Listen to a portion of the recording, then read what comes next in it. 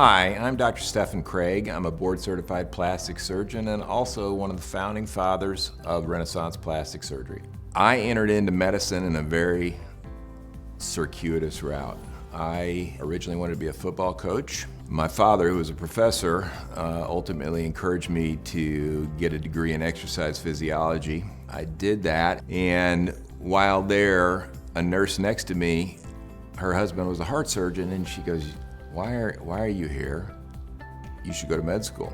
And so that stimulated the jingle in the brain. The first month that I had on a rotation was with plastic surgery.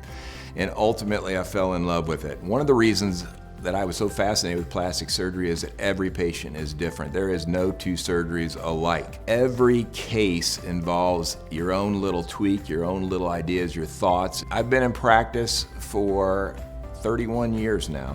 I can't believe it. I can't believe I'm 60 years old. I'm a people person. And I love to talk to people. I love to get to know who they are and to try to really define what they're looking for. When we first meet, you're going to understand that I'm very straightforward. I am relaxed, but very straightforward and have your best interest in mind. Integrity, in my mind, is everything.